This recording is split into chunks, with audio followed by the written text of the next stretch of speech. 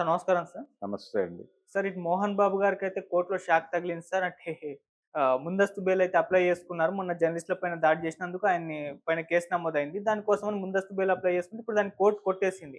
ఇప్పుడే మనం అల్లు అర్జున్ గారి అరెస్ట్‌ని చూసాం. ఇప్పుడు మళ్ళీ మోహన్ బాబు గారి అరెస్ట్ కూడా కన్ఫర్మ్ అయిపోయింది. ముందస్తు బెయిల్ క్యాన్సిల్ అయిపోయింది కాబట్టి జర్నలిస్టులు కూడా పోలీసుల పైన ఒత్తిడి తెస్తున్నారు. ఇంకా అరెస్ట్ కాలేదేంటి అని చెప్పేసి కూడా వార్తలు వినిపిస్తున్నాయి.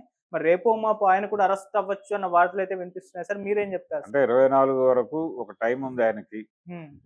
అది చెప్పుకొని ఆయన 24 విచారణకు హాజరవుతాను. అప్పటి వరకు నా ఆరోగ్యం రీత్యా నేను హాజరవ్వలేని పరిస్థితి ఉంది. హ్మ్. బెయిల్ ఎలాగూ లేదు అనేది అర్థమైపోయింది కాబట్టి, ఓకే.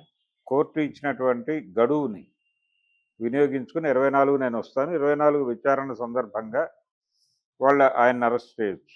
ఓకే. అంటే అరెస్ట్ చేసే అవకాశం ఉంది కాబట్టి ముందస్తు బెయిల్‌కి వెళ్ళారు. విచారణకు వెళ్ళినప్పుడు గదా అరెస్ట్ చేసేది, లేనిది తెలిసేది. అవును. సో, 24 వరకు ఆయన మీద ఇమ్మీడియేట్ చర్యలు ఉండకపోవచ్చు అనుకుంటున్నాను నేను. హ్మ్. కానీ పోలీసులు రేపు పొద్దున్నే వెళ్లి ఆయన అరెస్ట్ చేయొచ్చు. చేసే ఛాన్సెస్ ఉన్నాయి. ఓకే. అంటే దీనికి కూడా ఉదాహరణలున్నాయి మనకి. సో, ఏదైనా జరగడానికి ఛాన్సెస్ ఉన్నాయి. అయినప్పుడు ఏం జరుగుతుంది? ముందస్తు బెయిల్ రాలేదు కాబట్టి రిమాండ్‌కి వెళ్లి బెయిల్ యేసుకుంటారు. రిమాండ్‌కి వెళ్ళిన తర్వాత బెయిల్ ఇవ్వచ్చు. హ్మ్. అంటే ఆయన ఆరోగ్యం సహకరించడం లేదు, వయసు ఇవన్నీ చెప్పి ఈ కన్సిడర్ చేసి బెయిల్ ఇవ్వండి అని అడుగుతారు. బెయిల్ మంజూరవుతుంది. జామీందారులను ప్రొడ్యూస్ చేసుకొని రిలీజ్ అవుతాడు జైలు నుంచి ఆయన. హ్మ్. అయిపోతుంది. ఇంటికెళ్ళిపోతాడు. హ్యాపీగా ఉంటాడాయన. కేసు ఎప్పుడో జరుగుతుంది ట్రయలు. ఆ ట్రయల్ జరిగినప్పుడు విట్నెస్‌ని మేనేజ్ చేసుకుంటారు. ఎవరు కూడా కేసు మెరిట్స్ మీద ఇప్పుడు గెలవటం లేదు. ఓకే.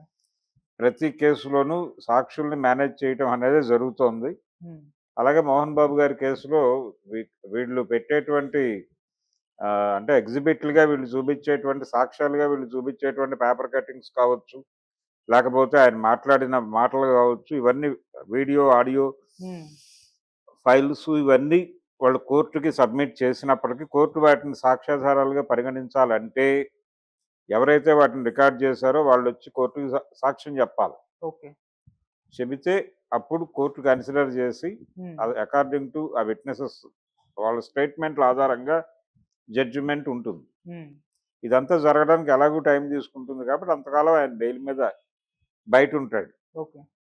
హాయిగానే. హ్మ్. కాబట్టి టెన్షన్ పడాల్సిన అవసరం ఏం లేదు. మోహన్ బాబు గారు కూడా టెన్షన్ పడాల్సిన అవసరం లేదు. హ్మ్. ఆయన కూడా 1 ఆర్ 2 డేస్ ఇప్పుడు అల్లు అర్జున్ ఎలాగైతే 2 డేస్‌కి ఆల్మోస్ట్ కన్ఫర్మ్ అయింది. ఏదైనా మిరకిల్ జరిగితే ఆయన రాత్రికే వచ్చేయొచ్చు కూడా. ఓకే.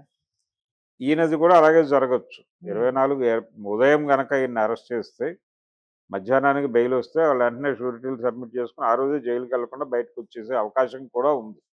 ఓకే. ఏదైనా జరగొచ్చు. కానీ ఒకటి జరిగింది వాస్తవం.